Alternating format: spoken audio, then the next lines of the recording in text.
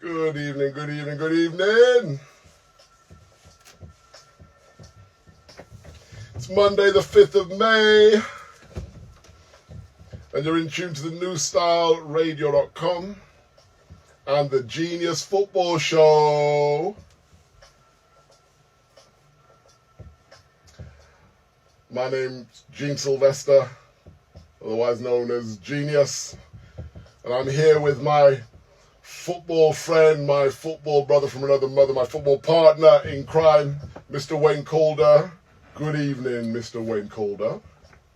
Good evening, Gene. Good evening, football community. Good evening, everybody. Good evening, everybody. I love that. You say it the same time every week, you know, you say it the same way. You know, like McDonald's, wherever you go in the world, you get the same product every week. Good evening, everybody. Love it. Love it. Don't be exposing the catchphrase, my brother. The tricks of the trade and all that. We have had another jam-packed weekend of football, of course, and quick apology for those of you that may have tuned in last week and didn't hear us on the show.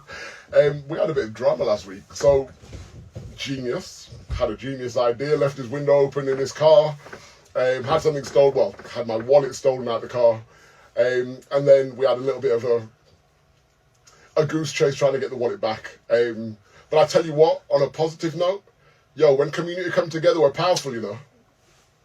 Brother, believe. I saw people jumping out of drains, coming down from lampposts. I felt like Rocky, you know Rocky in that scene when he's training, he's running, and all the kids just start joining in behind him. And by the end, you've got this big crowd behind you. Everybody came out to find this wallet. Big up my guys down at Pasha on Dudley Road, Pasha Restaurant. Big up Pash. Yeah, man, them man came out, man. Them man left their business and came out ready to kick down doors. My man was cooking. Ready? My man was cooking. And then he... What? Gene? No, hold on a minute. Hold on. Me, I come. Yeah, man, yeah. We're having a little joke in the restaurant afterwards, man. We're like, you know, don't mess with this Turkish mafia, you know what I mean? This restaurant's just a front. Do you know what I'm saying? I'm not saying it is. Can I just say that is Gene's personal view? That's got nothing to do with the views of the station or anybody. We were joking about that fact. I by no means believe it. It's a very reputable restaurant. The food is dope. It's usually where I go to do my planning for the show. And the guys there really came through for me last week. So thank you, Pasha and the crew down there. Thank you very much. Don't forget the most important part, bro. You can't tell a story and tell the beginning of the story, but not end the story well. So we actually got the wallet back in the end, thanks to these guys and another gentleman who lives locally, whose name I won't mention because I don't know if he wants his name mentioned. At least Pasha get a bit of You should have one of those buttons. What do you say, just to blur out the name. But yeah, a young gentleman, also helped us out. And his son, came and helped us out. Yeah, they had some local knowledge of the area that we didn't have, and they were able to basically find the person who took my wallet and got my wallet returned with all cards all intact. So thank you very much for the people of Dudley Road. Community came through, man. But like I say, even though it meant we couldn't do our show, I just think there's a bigger blessing just to be realised, and the fact that we hear so much about the badness sometimes in our community. We hear so much about the badness going on, and this, that, the other. If you saw us walking down the street, you probably would have thought we were up to badness, because there was a group of us, and we weren't that happy, obviously. But we were just saying we just need the wallet back.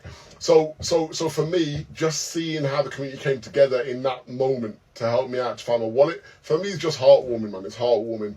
And, I just think, for me, whenever you see someone in need, if you feel that you've got the strength and the ability to help or to assist in any way, do it, man, because you don't know how much of a difference it makes to that person and how much better you can make their day, week or month. Do you know what I mean? And sometimes it only takes a little bit of effort from us to provide that kind of, help and assistance. So, help another to help another to help another. Preach, Brother Gene, preach. That just came off the top of my dome, didn't even prepare that one. I was waiting for you to ask for hallelujah. The preach will do it, Let's get back to the football anyway. As we mentioned, there's a lot of games played at the weekend. But because we missed last week's show, we just have to give a very, very brief shout out to the Premier League champions 24-25 Liverpool FC. Campione, campione, away, away, away. Is there anybody on Instagram yet? Campione, campione, away, away. You're lucky I'm not playing You'll Never Walk Alone. I was going to get the You'll Never Walk Alone track and just play that at the beginning of the show. But maybe I'll play us out on that one. That's a really good idea. Thanks, Wayne. Thanks for the idea. Great idea. Liverpool obviously wrapped up the title last week with a 5-1 win over Spurs at Anfield, and I'm sure you've all seen the celebrations and all the pictures that came out from Anfield that day. One of the most moving parts for me was Arne Slot returning the favour to Jurgen Klopp and singing Jurgen Klopp, la la la la, after Jurgen Klopp did that for him last year before he left his position at the club. That was very sweet. I mean, have you ever seen anything like that before, such a love-in between like a previous manager and the following manager? No. Because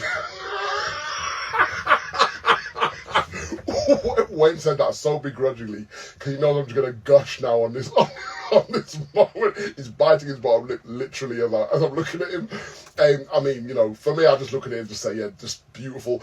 Special club, special people. It was very, very heartwarming to hear the stadium all singing Jurgen Klopp. And you know what? The reason why I say it, you know, on a real, it's nice that Arne Slot, he's constantly kind of, you know, if you like, is it doffed his hat or whatever? Duffed his hat in the direction of Jurgen Klopp. When people try and, you know, saying, oh, you know, it's your first season, you're going to win the Premier League, he'd always talk about the work that Jurgen had done before he came in, which I think is a really humble thing to do, because there's some managers that will come in and just take all of the credit for themselves, say, well, yeah, you know, we were in 3rd position last season, and the season before that we were in 5th, so, you know, we had to come in and change some things, and they could really kind of play up their own role in it. But, you know, the fact that he kept doffing his cap towards Jurgen Klopp, for me, was quite a nice, humble thing to do.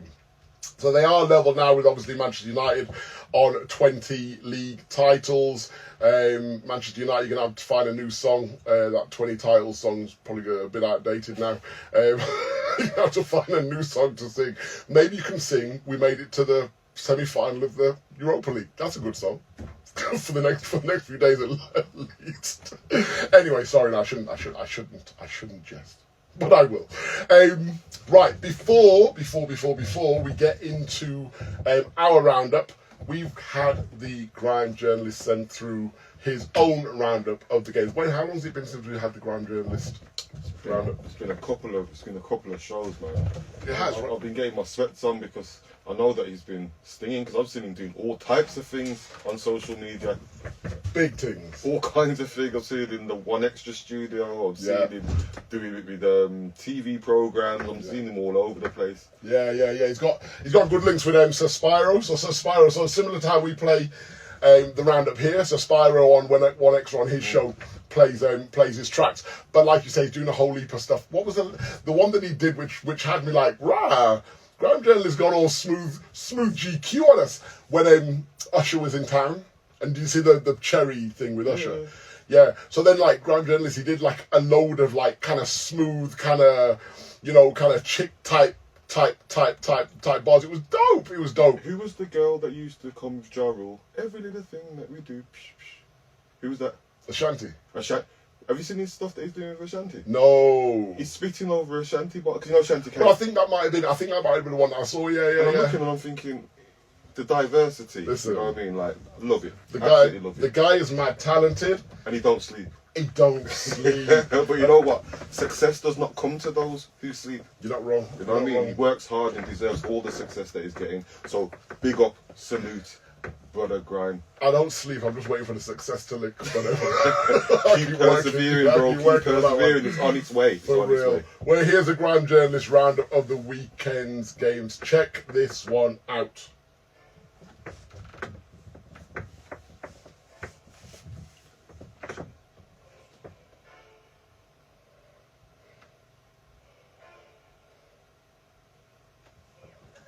Game week 35 in the Premier League kicked off on Friday at the Etihad. Man City won, Wolves 0, Kevin De Bruyne's goal won the match. Villa 1, Fulham 0. The Champions League race is not over. Everton 2, Ipswich 2. The Goodison Park days are nearly over. Leicester 2, Southampton 0. Vardy scored and trolled the referee. Arsenal 1, Bournemouth 2. The Gunners season is looking peak. Brentford 4, United 3. Kevin Sharder with a double. Brighton 1, Newcastle 1. Isak scored a last minute pen. West Ham 1, Tottenham 1. Bowen popped Odeberg's bubble when he scored the equaliser and could have won it at the end. Chelsea 3, Liverpool 1. Cole Palmer ended his drought. The race for Europe is still on. As for next season, Burnley and Leeds are back.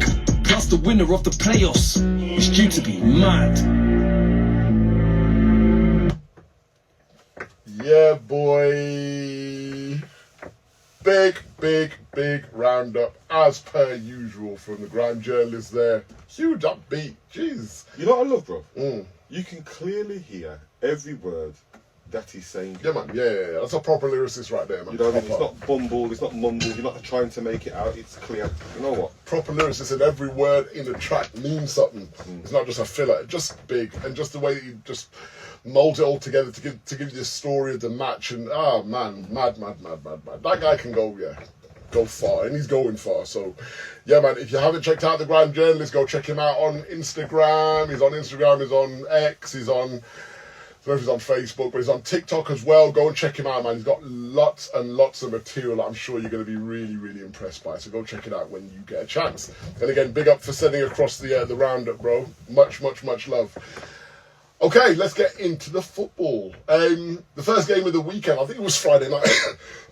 Great timing, Gene. I think it was Friday night, wasn't it? Yeah, it was Friday night. Man City and Wolves headed off. Now, it's funny because both teams were going into this game on really good form. I think Wolves were unbeaten in 8 and they'd won their last 6 games. And Man City themselves, they'd won their last 5 games, although they're unbeaten in about 9 or 10 now. So there were 2 teams coming together that were really on form. Usually you'd expect Wolves to go there and get absolutely smashed. But they really put up a good display. I think it really shows the good work that Vitor Pereira's done down there since he's come in. He's got them really solid, but they're still dangerous on the attack as well, especially when Cunha, Mateus Cunha's in the side. And it was actually then I had the first chance on a Friday as well. Again, Cunha threaded a beautiful ball in behind the back line. City were playing a really high line on the halfway line. Threaded the ball through Bellegarde, who was, in for the Strand Larsen, who I think was injured or suspended. Goes through pretty much one-on-one. He's a bit wide. He needs to take the shot on. But instead he tries to square it to the left to Menezzi, who's coming in from the left. But the ball squares too hard, too far in front of Menezzi, so the chance goes. But I do think, Bellegarde, who, if he's on a runner game, a bit more confidence, he probably would have just taken that shot on himself. I think he should have done. Also, Aït-Nouri hit the crossbar not long after that as well. But then Man City got into gear, started to get more control of the game, definitely in the second half. But before the second half, they went ahead with a De Bruyne goal. Again, good work by Doku down the left, who, again, Pep's been kind of making comments about recently to say, he's a bit unlucky. Pep's a little one, I tell you, I can't say exactly what I wanted to say there.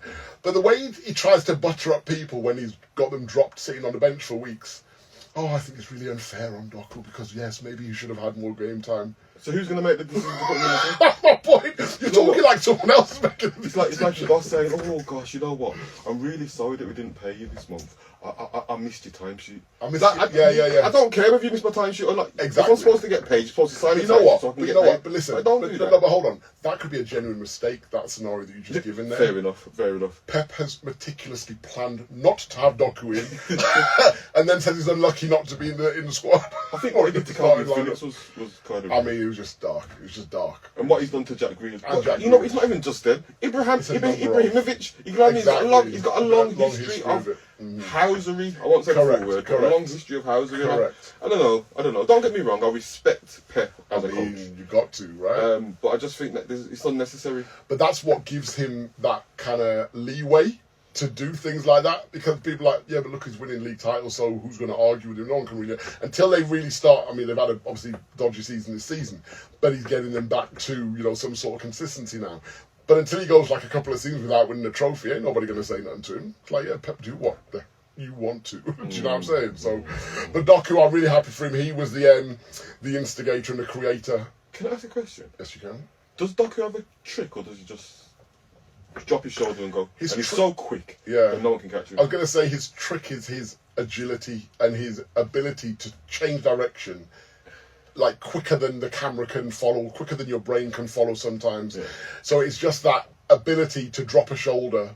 And then it's his acceleration that takes him past as well. So some defenders, because you're ready, you're waiting for that acceleration, you're almost overcompensating. So if he drops a little feint, you're halfway to the halfway line thinking he's off. You know what I'm saying? And then he gives him that more space to get past the other side.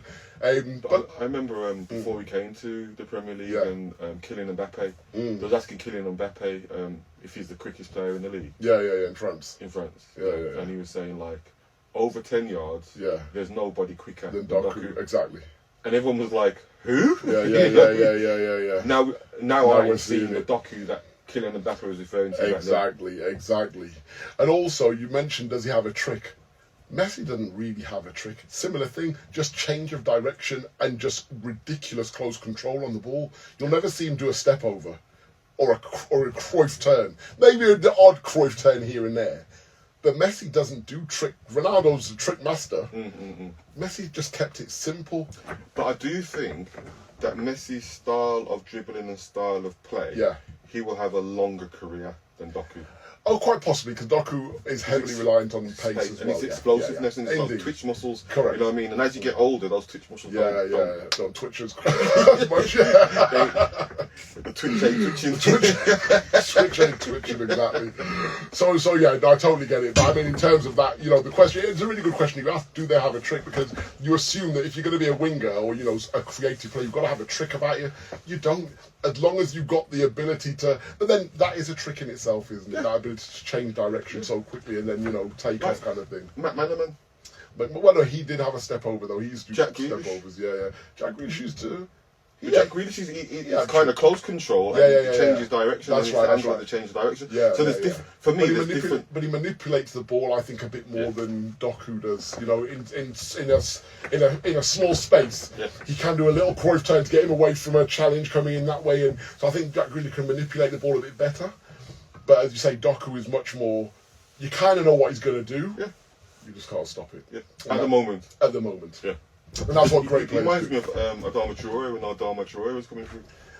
Yeah, but just a little bit more control. Adama Traore was all power with 50% control, whereas Doku. Pace. Yeah, that's what I mean by the power and pace, right? You know what I mean? Because he wasn't always like that. No, but he always had the pace. Exactly. Always. Yeah. But it was just that then when he gets to that point where he needs to now deliver a pass or a cross, that was just a bit wayward. And even now, listen. If you got back in the day, Tony Daly, bro.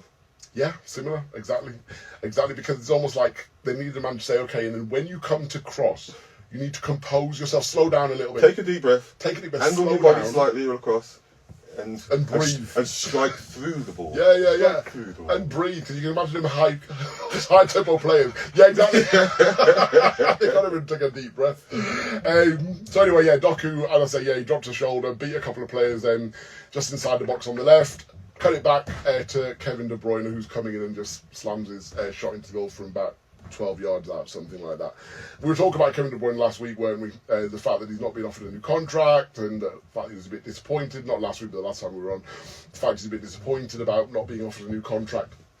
Are you still? And listen, one goal one swallow doesn't make a summer. But are you still of the thinking that, he can't really do a job or shouldn't try to prolong his career in the Premier League any further? Because you look at someone like Leeds United coming up, not they'll be able to afford his wages, but someone like Leeds United, someone like Villa need that, dare I say, Spurs, for him to go there and help them get them to the next level. I think the drop down in quality from what he's used to would frustrate him, and you'd see the impotence in him. Yeah. And I think that would detract from what he's achieved in terms of the excellence that he's established. So do you not think that he would lessen his expectation of those around him at a different club? I don't think players that are at that elite level. Yeah. I think Messi's doing it in Inter Miami. Messi, when you say Messi doing it together, like, go and play 5 aside with your friends.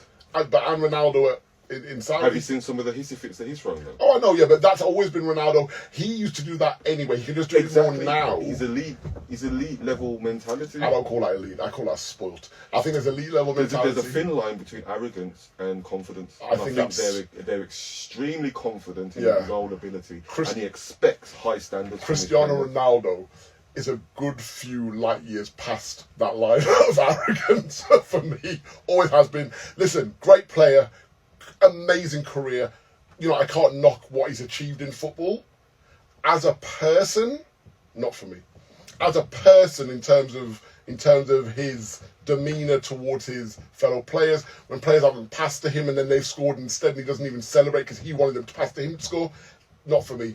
I like a good mentality and a good attitude in a player. Are we watching Cristiano Ronaldo as somebody that we'd want as a friend, or as somebody that's an elite level footballer? Well, that's what I said. As a great footballer, great. But as a person, as a character that I'd want in my team or as a teammate, not for me. Well, you know what? I'm never going to have him as a teammate, so there's nothing for me to worry about. I'm going to say, well, you know what? He's never going to be your teammate, so you're all right. Yeah, you know what? I did think of that, but then my mind shifted onto another player that I don't think is particularly nice. Luis Suarez. I don't think he's a particularly nice person, but he's a fantastic footballer. But as a teammate, he does the hard work. He does the hard work for you, and that's the key thing. Because I've always been like, similar to you, there's certain players who've played for other teams. I just think, oh, I can't stand them. But actually, Emi Martinez, Bruno Fernandes, right? Yeah. These are players that you look at and say, what a. But I mean, Man United fans are at his feet because of what he's doing for them. Do you understand? And he puts in that shift. Let's not get it twisted. His stats. And what he's producing is immense. Absolutely. Immense. In the dross that he's playing in, he's on point. To the point that me, as one of his biggest haters, because I just think he's a petulant child on the pitch, has actually started to soften him now because I rate him. Because you talk exactly what you said then a minute ago about De Bruyne and about elite players not tolerating kind of, lesser. Mediocrity. He is, and he's digging in, and he's not throwing his toys out the pram and saying, you lot are. He's digging in, and he is bringing everybody with him. For me, true captain. We had a conversation once, and I said to you, I don't rate him as a captain. I don't think he's got the right character to be captain. He is doing it now, and I have to hold my hands up and say, you know what, Bruno, you're doing things. Just for the clip section, can you repeat that, please?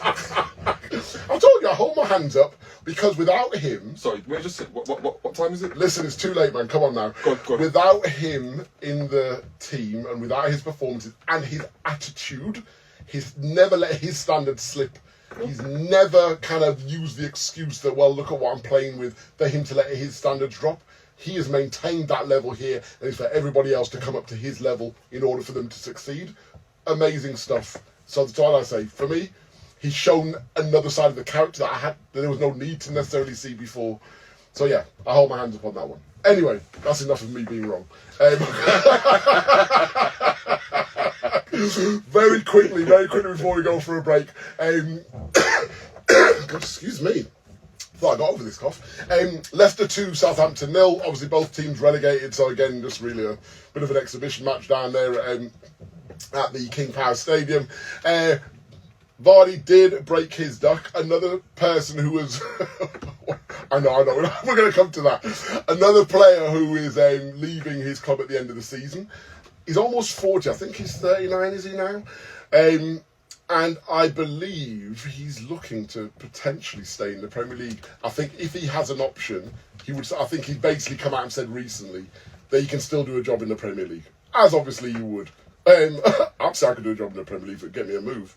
Do you think he's still got that ability to do so? Put him in a Leeds United or any of the teams that are coming up or any of the teams that are at the bottom. Yeah, because one of the things you can say about Jamie Vardy, he doesn't give up. He doesn't give up. He might be 38 to 30. Yeah, 38, that's 30, right. He might be 38. But when he's on the football pitch, he's still giving it a go. And you know what? He's still dangerous, he's still sharp. And he can finish. And him losing yard of pace means that he's only marginally quicker than most players on the pitch now. Right? So he's still got a striker's brain in terms of knowing when to make that run. He still has that. And as you say, someone like Leeds coming up, or even, you know, Burnley or wherever, I think Leeds feels like a nicer fit for him.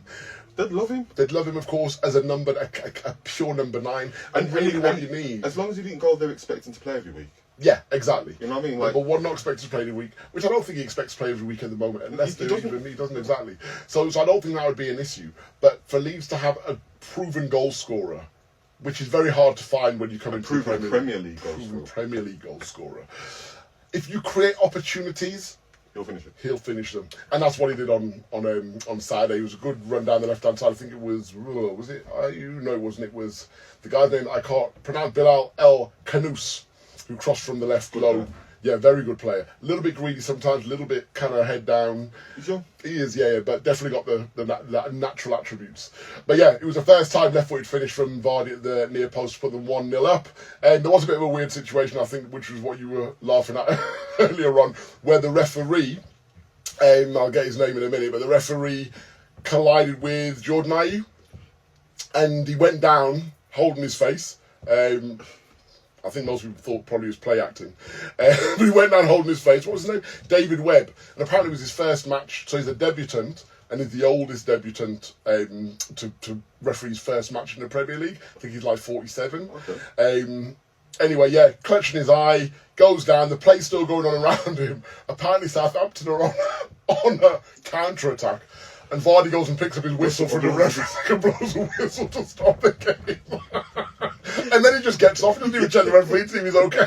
It's the other players that went to check if the referee That's right. He just blew the whistle to stop the game. But the referee couldn't continue refereeing, could he? No, he couldn't, yeah. So, yeah, they had to bring on another newbie from this season, a young guy, I can't remember his name.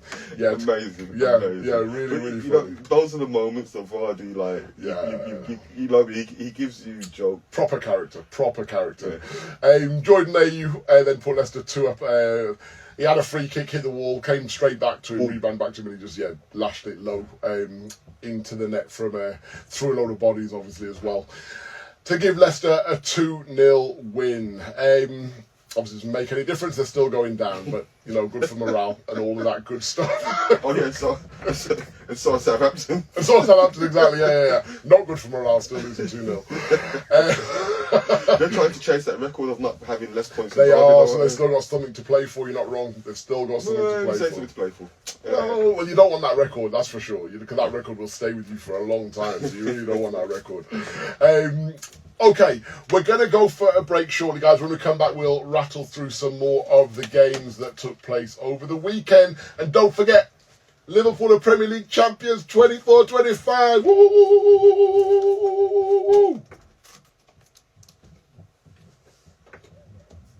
And radio. It's the bomb.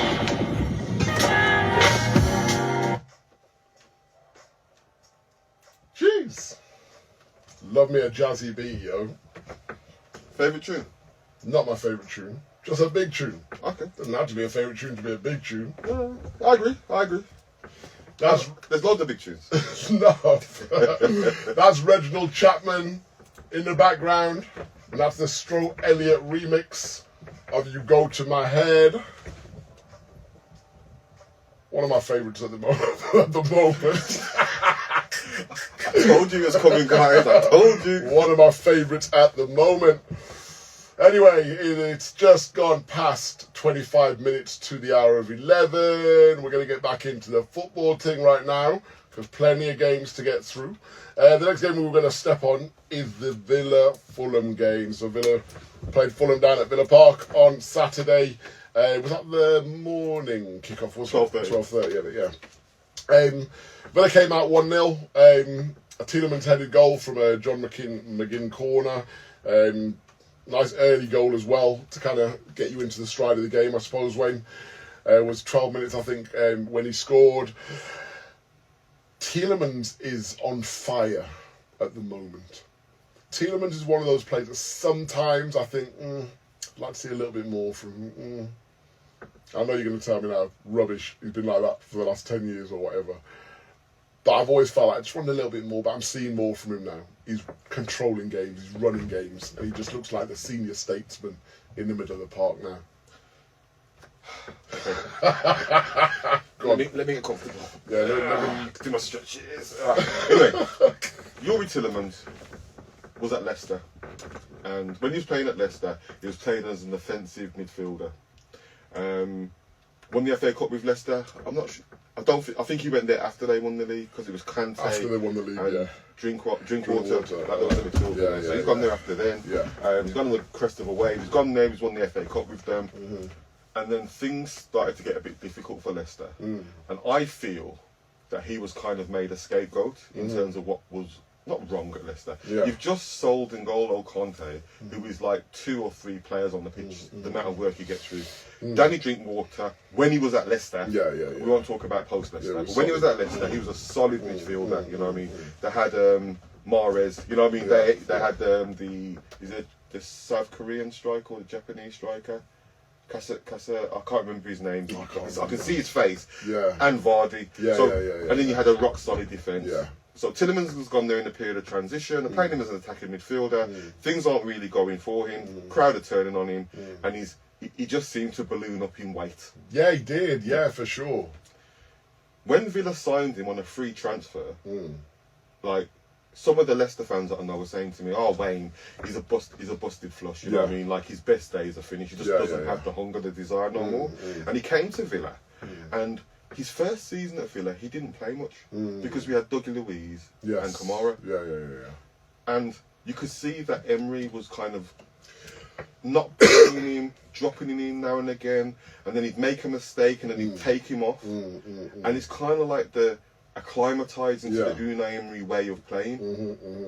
And then Douglas Luiz left end of last season, and Tielemans has not looked back. Yeah. You can see him in those attacking midfield roles, but you can also see him in those defensive midfield roles. Yeah, which you'll also see him out wide. Yeah, exactly. You'll also see him in the box on the end of things. Correct. You'll also see him playing the ball into the box. And he, for me, he's evolved into an all-round midfielder. Now, in his days at Leicester, I didn't see this. And when he first came to Villa, this is not what the type of player that I was expecting. Yeah. But watching his growth and his development and how comfortable he is, because in his face he just looks like a young boy. He does look like young. Yeah, nobody looks like a little fresh faced. Yeah, teenager. Yeah. But he plays with. He's got a bite in a tackle. His energy levels. He's the deftness of his passing. And you're looking at that and you're thinking, that is like Kevin De Bruyne. Mop to the new 2025 post version of De Bruyne. Very true. Ecstatic that we got him on a free transfer. We also got Boubacar Kamara on a free transfer, which I don't know how Villa are doing this. But whatever you do, Villa keep on doing. Yeah. And just the header that he scored, you don't expect Tielemans to score bullet headers like that. No, but his desire to get onto the end of the ball and his movement to get there, fantastic. And his efforts at goal as well. He had a curler not long after the goal as well, which went wide. Yeah, and I think. Leno actually got a fingertip to it. It was actually the faintest of touches. I think even in the ground they must have shown the replay, and then they cut to Leno's face. Leno's like laughing, a bit embarrassed. Saying, "Well, you know, it's a goal kick." He did touch it, but it's not for him to say. Of course not. So no, Tielemans definitely stepping up. I think he definitely seems to be at the heart of a lot of good things that Villa does nowadays. Watkins. So we had this interview that he did a couple of weeks ago when he was left out of the team for the PSG game. I think when the first leg, I think it was, wasn't it, at Parc des Princes, when he said that he was disappointed not to be in the team. After the second game. Wasn't it after the first game? Because I thought the second game there was almost a thing of, would he get started? He was still left on the bench. He was more scathing after the second game. Got it. He just said he was disappointed not to be in the starting. After the first game, right? That's right. More scathing. Gotcha. So then, when he gets the opportunity that he got on Saturday, where 6 yards out, ball's played to him, flush, centre, 6 yard box. I'm not saying this defines his career at Villa at all. He's been a great player in terms, great goal scorer, you know, for long periods. But he is susceptible to, would you call it a lack of concentration? Because I've heard you mention at times your frustration with his lack of ability to finish certain simple chances. Well, sitting in a studio on a Monday evening, you know what I mean, it's quite easy for me to judge. Of course it is. That's what we're here for. And I think as a professional footballer, to be a professional footballer, you've got to have the dedication, you've got to put in the work, and he's earned his right to play in the Premier League. He started out at Exeter, went to Western-super-Mare on loan, went to Brentford, come to Villa, and all that kind of stuff. So I often have this debate with Villa fans. In my view, which I own, I don't believe Ollie Watkins is an elite level striker. I agree. I feel he's a very good striker, and his strengths are not scoring goals. Yeah. His strengths are running channels, running in behind, putting defenders under pressure, putting pressure on defences, and scoring the odd goal. Yeah. I don't class him as a clinical striker. Yeah. For me, Duran was a clinical striker. Yeah. Pure number So one.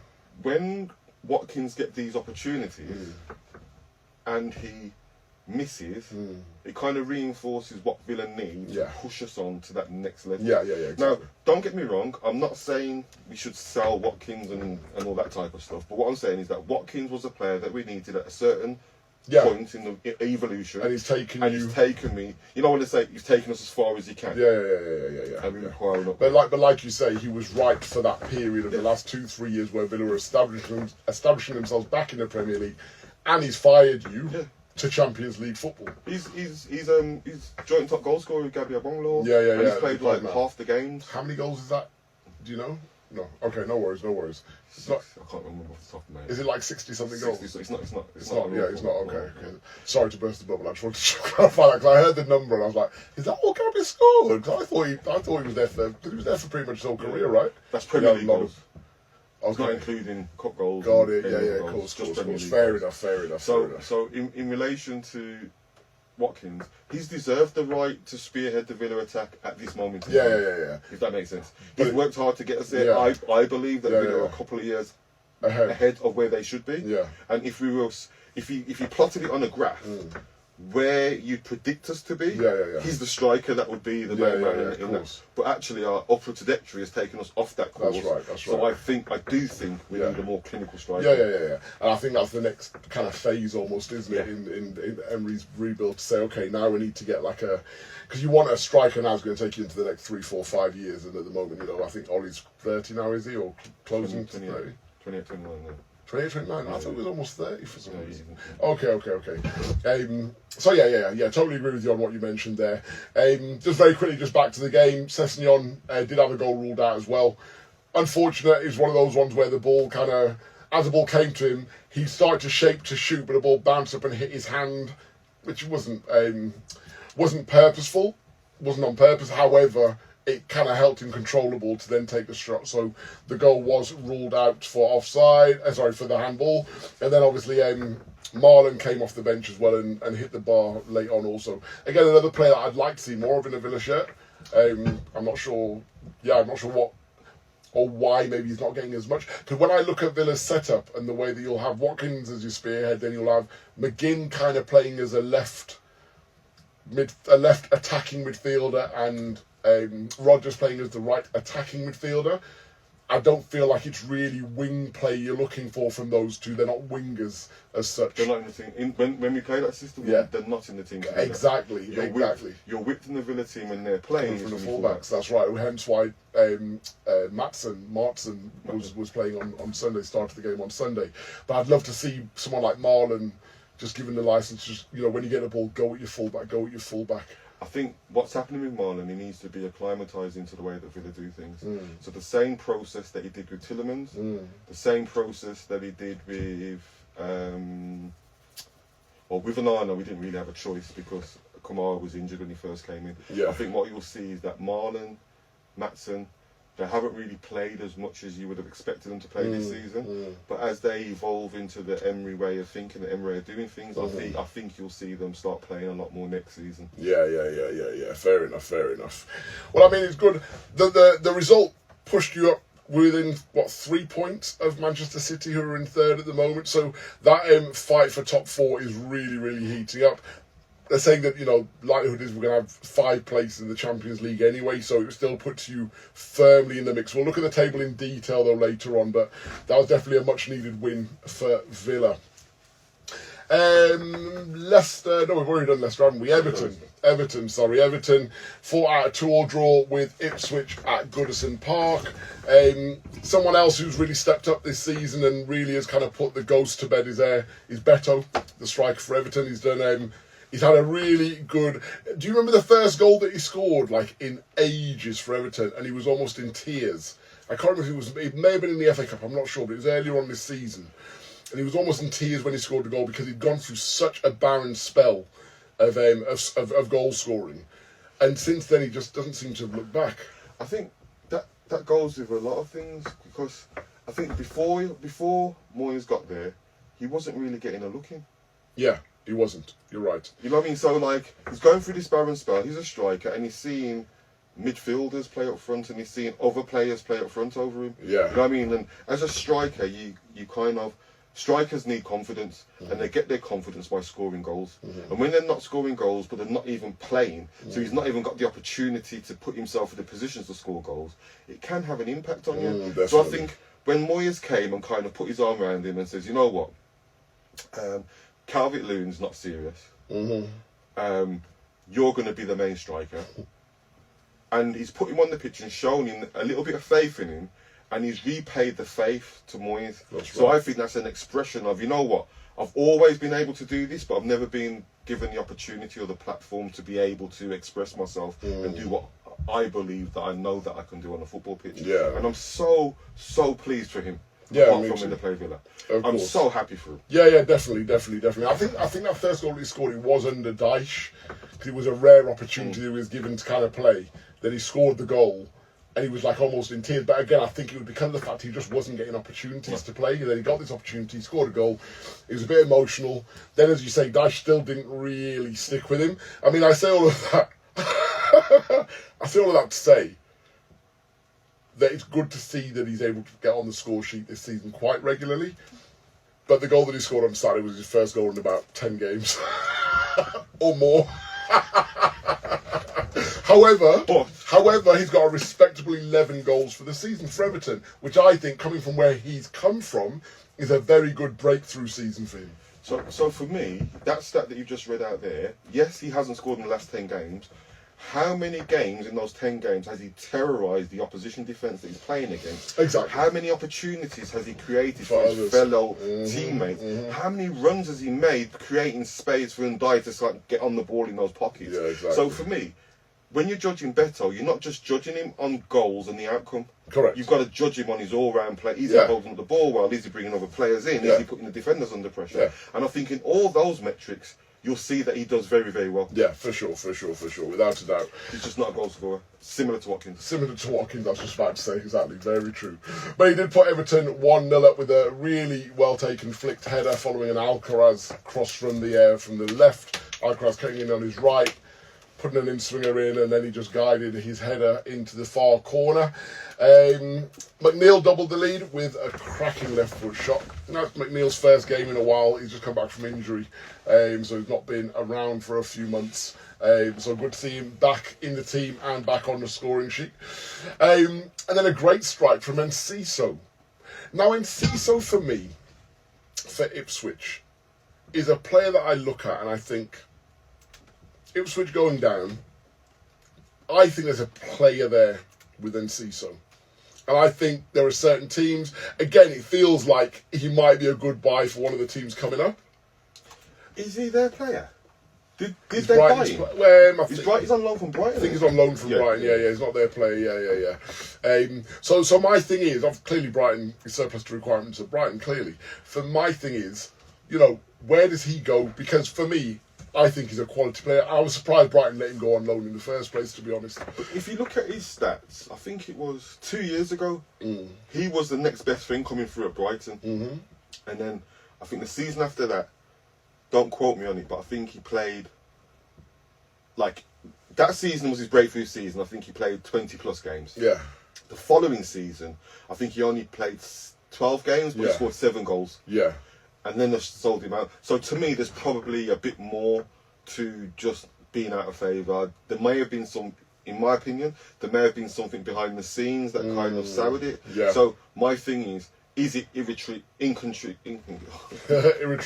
Is it irretrievable for him to go back to Brighton? Now, I look at the Brighton team, and I could see him in that squad, fitting in, and going back and continuing the good form. Definitely, I agree. But if not, there's a cracking nickel player right there. I think so. And he's only 21. Correct. Yeah, so be interesting to see where he ends up potentially when Ipswich do go down at the end of the season. But it was a great strike. Well, I said when they go down, they're already down, aren't they? They're just here for show at the moment. Sorry, Ipswich fans. So George Hurst did come off the bench also to nod home an equaliser at the far post following a good cross from the right-hand side to earn Ipswich a draw. I have to ask the question, how are two Ipswich players unmarked on the far post where they're battling each other to get on the end of the cross? Yeah, no idea. No idea. I didn't get time to really analyse that goal, but yeah, you're right. There were two of them at the back post, and you don't expect that from a David Moyes team. You don't. But again, I suppose Everton to an extent are probably a bit on holiday as well now. They've this is a luxury for them to not be still trying to get points to stay up. Do you know what I mean? So the fact they're above Man United and Tottenham and West Ham, it's a bit of a luxury for them. So they're probably a little bit on holiday at the moment themselves now. Saying that, they could, if they were to get, on 39 points now, Everton, they've got 3 games left. Potentially, if results went their way, they could find themselves knocking on 12th or 11th. I'm just thinking. Don't think too hard. Was that the position where the right back went down and was injured and carried on playing? No, I think that was a different game. Okay. Yeah, that was a different game. That was... we got that recorded? Yeah, I've got that recorded. Yeah, I can't remember who it was, but yeah. Who was that? I'll come back to that. Yeah, but that was definitely a different game. It was Brentford Man United when Delic went down. That's right. So we'll come back to that later on. So that game ended in a 2-2 draw. What have we got? We've got 5 minutes left. Let's quickly touch on Brighton-Newcastle before the break. Brighton-Newcastle, ex-Newcastle player, of course, Minter, opened the scoring at the Amex for the home side, Brighton. Obviously, he's got his links to Newcastle. When he was sold from Newcastle, there was a lot of questions around why they would have sold him, and it was all down to... And I think even Eddie Howe came out and said, FFP, they didn't really have a choice in the matter but to sell him. So they reluctantly sold him, clearly. And I think there's always talk about why would Newcastle sell him, blah, blah, blah. When he scored, you mentioned that he did this gesture, right, to the Brighton fans. He was kind of like pointing, he'd say, I'm here. I'm a Brighton player type thing. I'm not sure whether that's due to, a lot of the press talking about him being ex-Newcastle and Newcastle shouldn't have sold him. I'm not sure, but it definitely seemed like he sent a message to the Brighton fans. But the message could have been lost in translation because the Newcastle fans, some of them have interpreted it as, I was a Newcastle player and this is what you'd let go. As if to come back and get me. But that's a really good point. Was he saying it to the Newcastle fans or was he saying it to the Brighton fans? He was in front of the Newcastle fans. Ah. That's where the... Well, again, maybe he's telling them, I'm here. Because for me, when you start saying, you're pointing at yourself and you're pointing at the ground, you're saying, this is me, I'm here. Newcastle fans, some of their language that they interpret and say that means something. What was the one that we learned from a friend? Go foot down stairs or something. Man. Something like that. And God knows, I can't remember what that meant. Can you remember what it meant? Take off your dirty shoes. Of course it does. So that kind of interpretation, they'll interpret anything. Anything anyway. And they do say Newcastle Brown Ale is drink. It's pretty strong. It's not a drink. It's strong, yeah. That's rocket fuel, that is, man. That's a strong drink. So yeah. No, I don't think he was saying anything like that would be offensive to the Brighton fans. I think he was saying, this is me, I'm here now, kind of thing, But it was a great goal, cutting in on his left and then kind of firing it into the far corner. I think it took a slight deflection potentially, but the way he created the opportunity was it Salah-esque? By any chance? You said it. I'm just getting in there. No, you said it. Now you mention it. Sorry. It was Salah-esque, the way that he took it into the box, moved on to... now you mention it. Is that my G impression? Is that supposed to be me? Yeah, it's supposed to be the you. The first time I heard you ever try to do an impression should be the last as well. Yeah, there was a really weird phase of play in the game as well when Newcastle the referee was really trying to give Newcastle a way back into the game. First penalty that was given was for Gordon. He was tripped over as he was entering the box. They went back and looked at VAR. He was outside the box, so the referee had to overturn it. Excuse me. And give him the free kick outside the box. The next one, Wilcock, ex-Arsenal player, running into the box, gets the ball just before the player, and then just throws himself over the player's leg. No He didn't contact. even throw himself over the player's leg. There was no contact. There was no himself contact to the ground. But that's what I mean. He kind of threw himself over the player's leg. He didn't throw himself into it. He was over. He didn't touch him at all. VAR got involved again. No penalty taken away. They had to get one at some point, and it came from a free kick. Newcastle had a free kick. The free kick was taken, and who was it again with his handball? Can't remember who it was. It was Yasin Ayari. That's right, Yasin Ayari, the Brighton midfielder, jumped up in the wall, but he had his hand dangling, and actually the hand makes a movement down towards the ball as it's going past him. So yeah, that was pretty much a stone penalty, and obviously your man Isaac steps up and fires home to get Newcastle the 1-1 draw. Personally, from a personal perspective, I'm really hoping Newcastle don't get Champions League, because that would then mean that it's more likely that Isaac might agitate for a move away to a Champions League club in the northwest of England. So yes, I'm hoping they don't make it, but they're still putting in a good fight. That Champions League's spot race is really, really hotting up. Diogo Gomez for Brighton and also Callum Wilson for Newcastle. They both had opportunities as well to win the game late for both sides, but the game ended 1-1, which seemed like a fair result, to be fair, on the swing of play. Lovely jubbly, and obviously I'd say that draw just means that it just keeps that clutch of teams even closer together than it was at the beginning of play. So yeah, really exciting race for top four there. It's 11 o'clock, guys. We're going to go for a quick break. When we come back, we shall continue our roundup. And obviously, listen, we know the big news of the day. Trent's announced that he's leaving officially. We're coming to that, don't worry. So stay tuned, and you'll hear what we've got to say on that later. See you on the other side. That's a track in the background called Cigars from Alfie Neal, Giacomo, and Edible, because you know we've been smoking cigars this week. Premier League champions and all that. You smoking cigars yesterday? All week, bro. Alright. Did you not see the Liverpool fans celebrating at the end of the Chelsea game? No. They were all jumping about seeing Campione of the final whistle.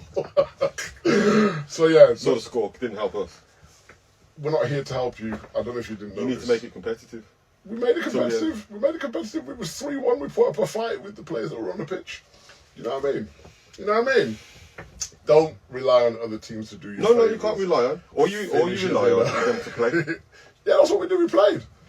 We controlled possession in that game, which actually I was quite surprised about, because the last game Chelsea. Are we talking about Liverpool now? No, we're supposed to leave it till later. All right. You brought it up. I just brought up that we were champions. Anyway, moving on. A team that aren't champions, Arsenal, played.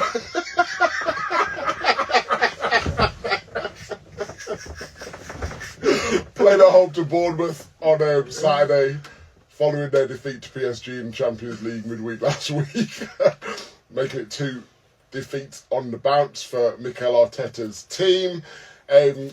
So one of the funny things that I posted last week on socials, and that was around all of the different excuses. Paddy Power did a skit, did a little 3-minute thing about all the excuses that Arsenal fans have used this season as to why, they haven't won games. So the one that came out after the PSG one, do you remember what the main one was after PSG?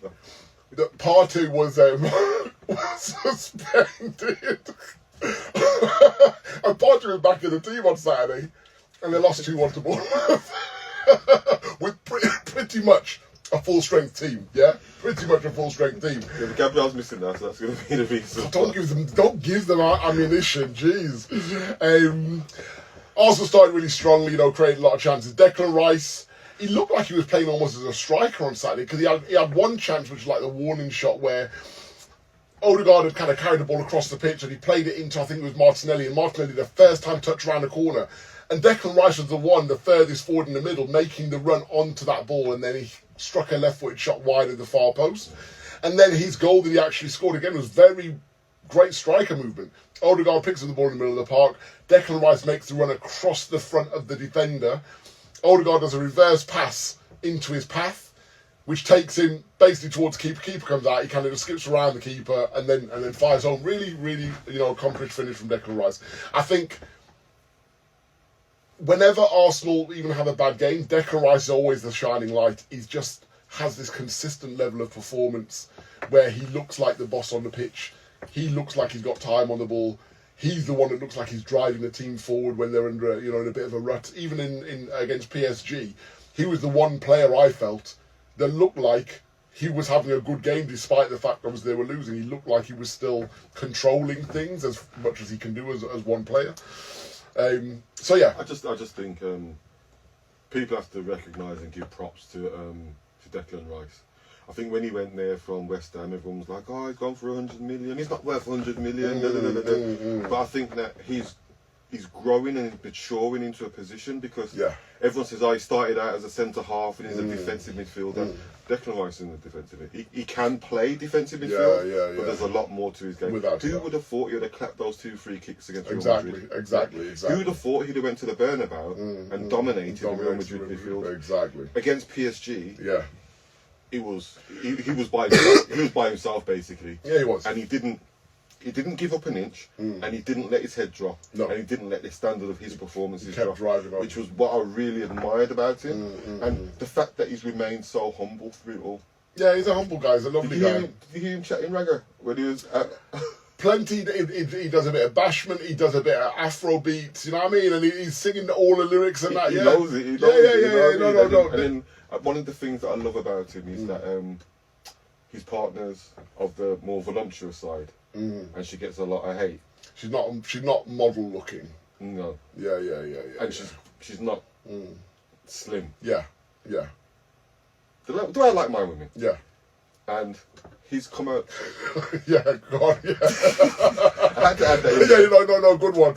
Yeah. That can be taken as a compliment or as a. So I'm just hoping it's taken as the compliment. It's a compliment. From my point, it's a compliment. Thank you. And he's come out and he's defended her, and he's like, well, you know what? That's my. Yeah, of course. My wife. And you're looking at him and you're thinking, those little, and they've been together for a long time, so he's not one of these, all of a sudden he's got an Instagram model on his arm and all this kind of stuff. He doesn't seem to be in that hype thing. He seems to be really, even when, at the beginning of the season where Louis Skelly's doing all his, sitting on and like, doing the Haaland mocking Haaland and getting involved in stuff. He's the one that's kind of pulling him across and like, get your head on the game, Exactly. Future captain of Arsenal, without a doubt. Without a doubt, future captain of England. And as you were rightly saying, just a lovely guy. See, this is what I'm talking about when we talk about that character thing. Yeah. I can't hate Rice. No. Because on the pitch, he plays with a smile on his face. He's just a consummate professional, puts it all, leaves it all on the pitch. But then you see the little videos outside as when you just see, it's just one of the boys, man. And he's just, like you say, just genuinely a humble guy. So yeah, got a lot of love for Declan Rice. Just chose the wrong team in red to go and join, that's all. It's all right, you can give us a guard of honour on the 10th of May. 11th of May, sorry, on Sunday, 11th of May. Dean Huijsen scored an equaliser for Bournemouth. It was a Semenyo long throw from the right, and he rose highest in the 6-yard box. There was a bit of criticism coming Raya's way to say he should have come out and taken control of the situation, but there were a lot of bodies for him to have fought through. But Tyson's header, beautiful flicked header into the far corner. What was the celebration about? Well, it wasn't no celebration. It was just a cool. I mean, I thought that was the coolest celebration I've seen. All that. I didn't see all of that. Yeah, I didn't see all of that. Probably a private joke. But when he scored, the way he just turned around, and just looked at the fans, and he was looking at the Arsenal fans, well, just emotionless. I just thought, that was a very cool, like almost Cantona-esque actually. Yeah, when he scored that chip. So yeah, good header from him. And then the winner came from Ivan Nielsen. A bit of doubt around the goal initially. Went to VAR. It was a cross corner, came in. Who was it that did the flick on? It was Tavernier who got the flick on near post, which redirected it towards the back post, where even Nielsen and I think it's Martinelli are kind of wrestling. Or is it Odegaard? No, it was Odegaard. Are wrestling each other. They've both got hold of each other, so neither can actually make an attempt to get the ball. Odegaard's back's turned to the ball, actually. He's actually turned to the play because he's just focusing on holding Even Nielsen. And then the ball seems to come off the midriff of Even Nielsen and goes into the net. But where his elbow is, because he's holding on to his elbow's kind of tucked into the side, there was doubt as to whether, or concern as to whether the ball had struck his elbow and gone in. VAR looked at it a number of times, couldn't get conclusive enough evidence to say definitely hit the arm, so they gave the goal in the end. So that'll probably be the reason as to why they lost. Here's a handball. Yeah.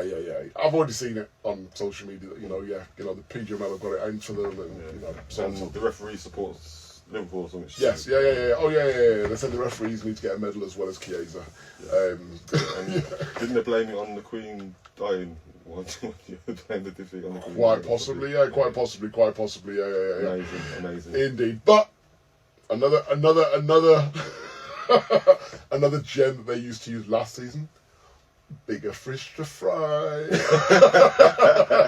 As they take on PSG later on this week, we're going to try and talk about that game in a bit as well. But I mean, listen, the league's gone. I suppose the one thing they're still fighting for is to make sure that they don't finish third or fourth in a 2-horse race, as their North London rivals did one year when Leicester won the league, if you remember.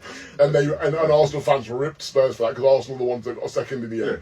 So yeah, I'm just hoping for their sake it doesn't repeat itself on the I can tell you one thing that's for definite. Go on. Tottenham won't be making second. Not this season. Not this season. At all. Excuse me. Okay. Brentford versus Man United. Cracker of a game. Brentford won 4-3. And you rightly said earlier on that Brentford went 4-1 up in that game.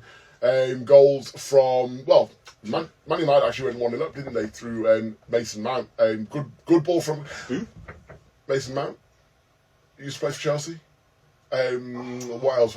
Was England under 21. Used to hang around with Reece James a lot. There's a bit of a rumour that him and Reece James may have been in a relationship of some sort. Remember that guy? Yeah? Apparently he's still at Man United.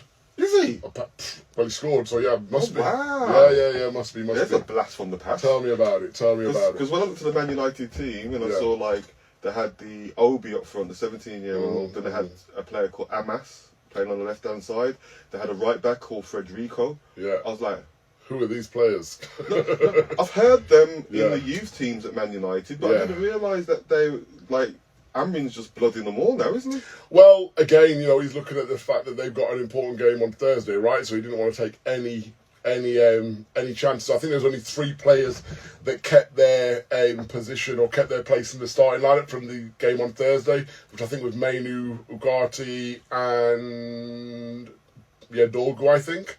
I think those were the only 3 that kept their places from the end. So when I saw Mount score, I was thinking maybe it's another Mount in the academy. Like a youngster, yeah. So when you said Mason Mount, I'm like, wow, there's a blast from the past. It's the Mason Mount indeed. Did he come off injured? There are no imitations. He came off, I don't know if he was injured or not, but he came off, on the 57th minute. Quite possibly, niggle. We won't see him for the rest of the season. Yeah, exactly. Anyway. But in that goal, what I saw from Garnacho is what I'd like to see more of from him. Okay. Got the ball down the left, didn't waste any time trying to do any trickery or anything, fired the ball in first time. Yeah. Defence haven't got time to set themselves to defend, the incoming ball, and Mason Mount just running in and stepping onto the ball and firing home. Yeah.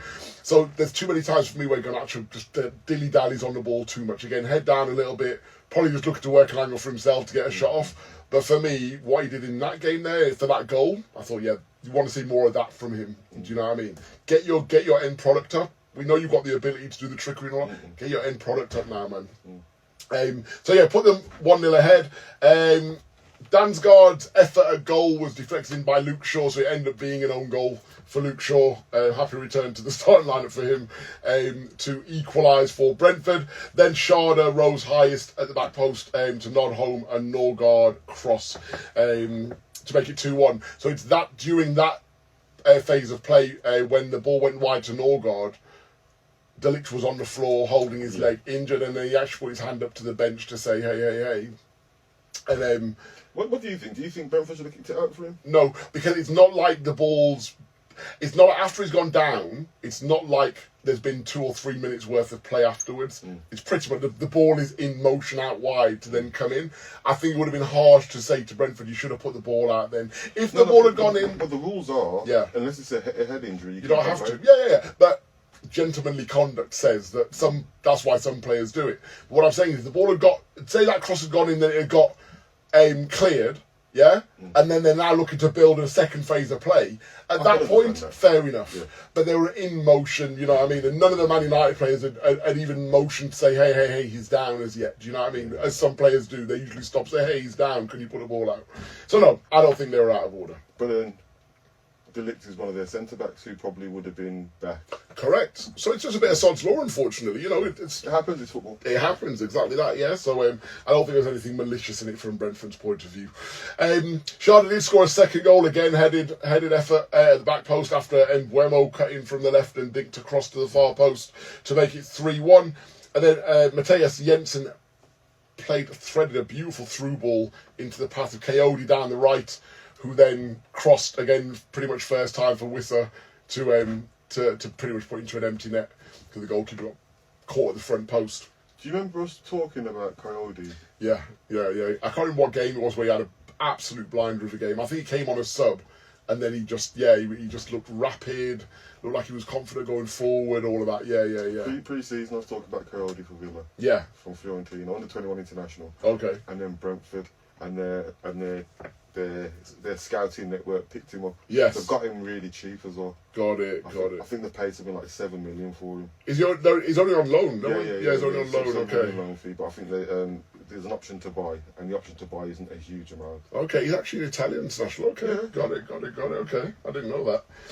He flies under the radar, he does. Yeah. I was keeping a close eye on him. I don't like to talk about him too much, just in case anybody hears me talking about him. Because Villa are in need of a right back. Yeah.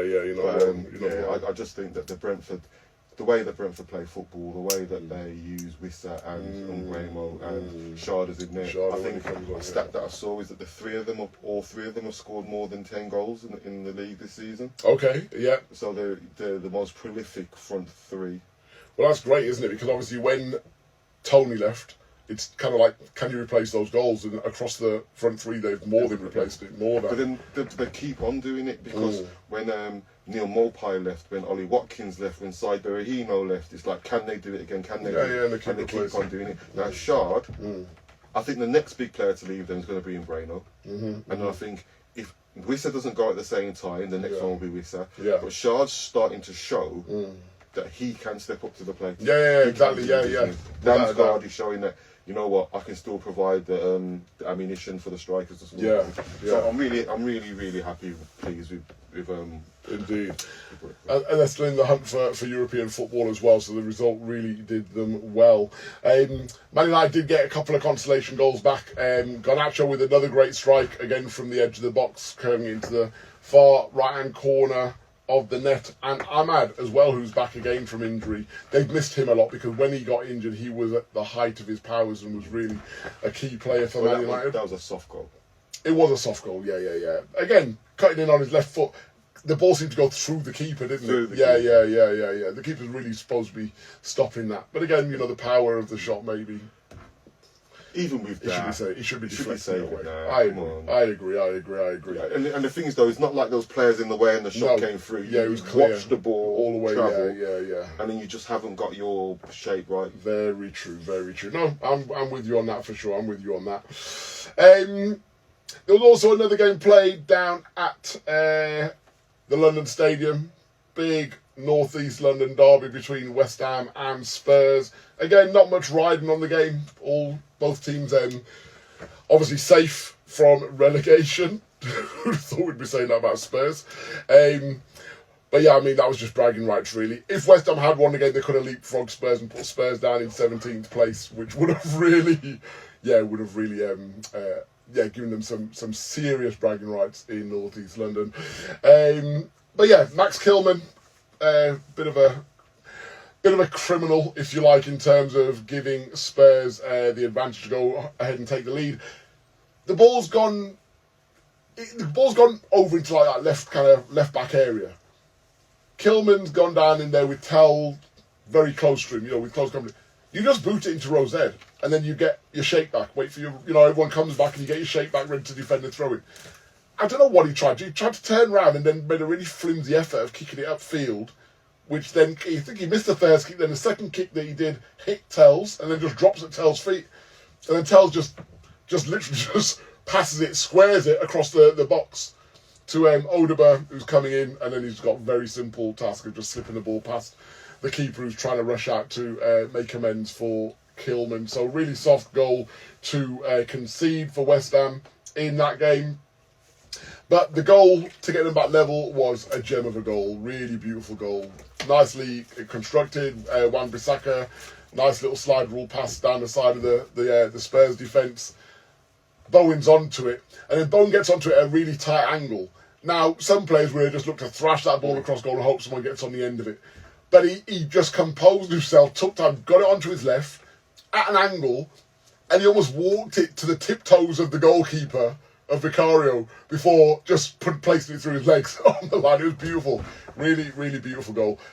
Again, Bowen's one of those players that you just think, how much longer can West Ham hold on to him?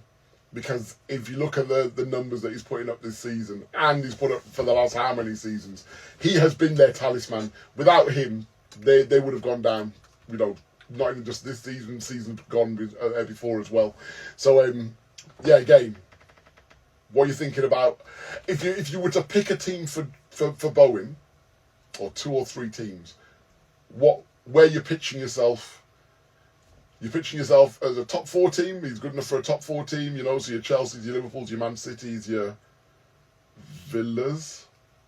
Trying to be kind. Yeah. Uh-huh. I would love Jared Bowen at Villa. Right. I think Jared Bowen would be absolutely phenomenal at Villa. Right. If he went to a Newcastle, I can see him absolutely smashing it there as well. Smashing it out of the park. Yeah. I think he may struggle to get into a Liverpool or a Man City side. I think Man United. Why would you do that? Chelsea. I think. They're so stacked with attacking players that you're going to kind of have to back yourself to go there. Again, when you look at what they've got on the right there, you got the Netos, Palmer can play out there, Madueke can play out there, yeah. But this goes back to what we've mentioned in previous shows, where we've said, as a player, surely you look at, and I know you back yourself, of course you've got to back yourself, but also you've got to say to yourself, what if it doesn't go well for me? What if I do struggle to settle in the first? Then what? Is it taking me? Do I still get opportunities? Or am I going to be waiting for months before I get an opportunity because I've got to wait for 2 or 3 people to get injured first?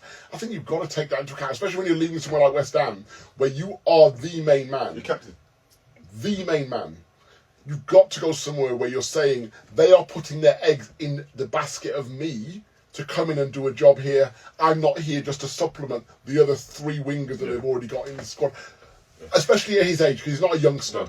So he needs to go somewhere where he's going to be playing regularly and be the main man on the right. Do you know what I mean? Or even down the middle.